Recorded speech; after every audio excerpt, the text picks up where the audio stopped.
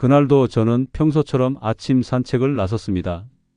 그런데 몇 걸음 가지 않아 무릎이 욱신거리더니 결국 주저앉고 말았죠. 이제 진짜 끝인가? 저도 모르게 한숨이 새어 나왔습니다. 그 순간 머릿속엔 그동안 참고 견뎌온 통증들이 주마등처럼 스쳐 지나갔어요. 병원에서 들은 연골이 닳았다는 진단, 점점 줄어든 운동량, 붓고 아픈 무릎. 그런데 그날 이후로 제 삶은 조금씩 달라지기 시작했습니다. 약이 아니라 식탁 위에서 말이죠. 혹시 내가 먹는 것부터 바꿔보면 달라질까? 그 질문이 제 두 번째 시작이었습니다.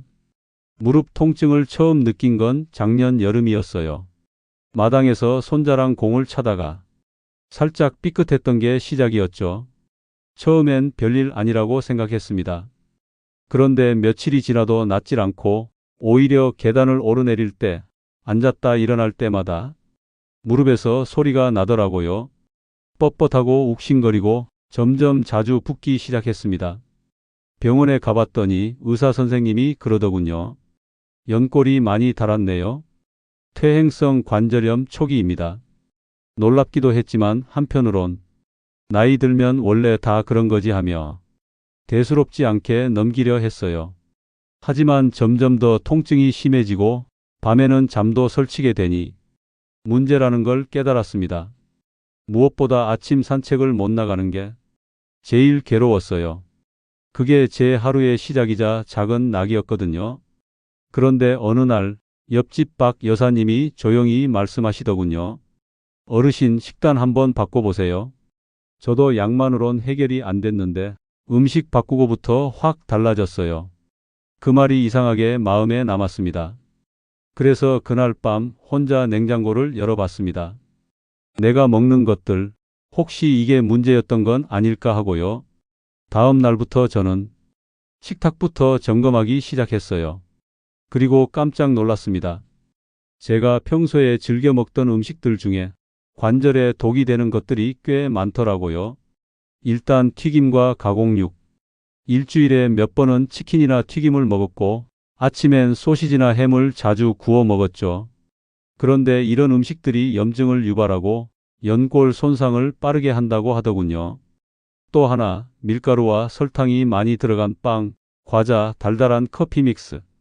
이런 음식도 혈당을 급격히 올리고 염증 반응을 키운다더라고요. 무릎이 붓고 아픈 게 단순한 노화 탓만은 아니었던 거죠. 그래서 결심했습니다. 소시지, 라면, 마요네즈, 케이크는 물론 아침마다 마시던 커피 믹스까지 다 치웠습니다. 냉장고를 새로 채우기로 했죠. 가장 먼저 손에 든 건 가지였습니다. 박 여사님 말로는 가지엔 안토시아닌이라는 성분이 들어있어서 염증을 줄이는 데 효과가 있다고 했어요. 그래서 가지 무침도 해보고 구워도 먹고 냉국으로도 만들어 봤습니다. 생각보다 맛도 괜찮았고 무엇보다 마음이 든든했어요. 그리고 등푸른 생선, 고등어나 꽁치 같은 생선엔 오메가-3가 풍부해서 관절 통증 완화에 도움이 된다고 해서 일주일에 두세 번은 꼭 챙겨 먹었죠. 그냥 굽거나 졸여서 먹으면 충분하더라고요. 또 웃을 뿌리라는 약초도 알게 됐습니다. 무릎에 좋다는 말을 듣고 차처럼 우려서 매일 한 잔씩 마셨어요. 처음엔 맛이 낯설었지만 이제는 하루를 여는 의식처럼 느껴집니다. 콜라겐이 풍부한 음식들도 신경 썼습니다. 도가니탕보단 기름기 적은 부위로 맑게 끓여 먹거나 닭발 대신 닭가슴살을 삶아서 샐러드로 먹었죠. 먹는 것도 조절이 필요하더라고요.